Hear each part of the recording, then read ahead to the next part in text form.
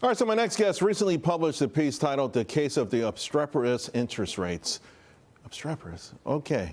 Always enhancing our vocabulary. Editor of Grant's Interest Rate Observer, Jim Grant. Jim, every time I read your work with two dictionaries, and you started me right out the gate. The title of this piece, what are you suggesting here? Well, some of the short-term interest rates are ill-behaved, as the Fed would see things. The Fed wants to, and indeed to a great degree does, control the money market of the United States. It's not a free market.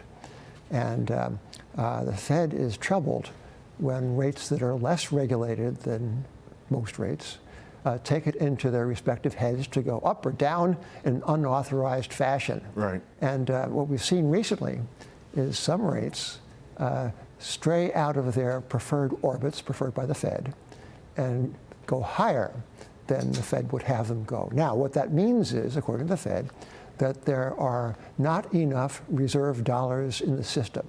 What's a reserve dollar? Well, it's a dollar. It's something that banks hold in their back pocket for emergencies or because the regulators say so. And this has, it sounds abstract and a little bit, right. A little bit irrelevant. But however, the relevance is that at its last meeting, as kind of a PS, the Fed said, oh, by the way, we're going to resume buying Treasury bills to the tune of $40 billion a month. But don't call it QE. Nope, it's not QE. It's not QE. It's QE. It is QE. Right. So the fact that they can't influence these longer duration yields, some are saying means the Fed has lost control. Is it an indictment on the Fed? Is it an indictment on the Powell Fed? Has the public, both from the financial side and Main Street, lost confidence in this Federal Reserve? No, I guess I question a little bit the premise. I'm not sure if they lost control. Would that there were less controlling in the markets, but the Fed was shocked beyond measure when in 2019, September 2019, one of the key interest rates touched 10% or thereabouts, 5 times higher than its 2% government preferred resting place. Right. Five times the recommended level. And how was that resolved? With not QE. The Fed began buying securities to the tune of $60 billion a month. And they only stopped when they began another phase of QE when the pandemic struck. But those 6 months of buying $60 billion a month were a prelude to what we now see as the real cause of the inflation that is now troubling us all and has taken the name of, what's the new name for inflation, Charles? It's not unaffordable. It's affordability. Affordability. Affordability. Yeah, the yes, affordability I lost it for a second. Yeah. One must keep up. But having said that, you also wrote about this upcoming Supreme Court decision.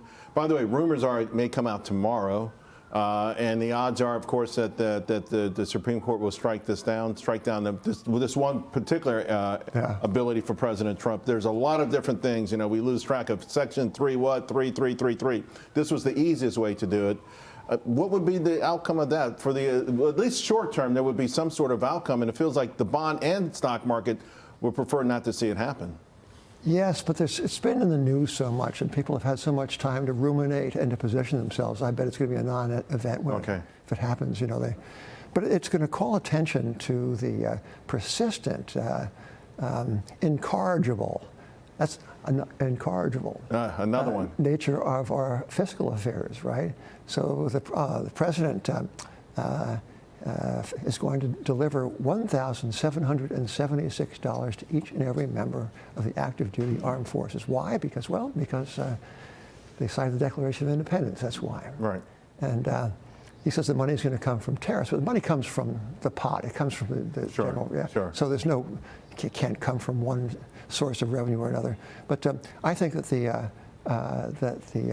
somewhat lackadaisical approach of not just this administration, but so many preceding ones concerning our fiscal affairs is now increasingly at the front of the mind of the market. The market had been prepared to dismiss it all for many years. But the question is really, is the public credit of the United States is it moving to a point of risk?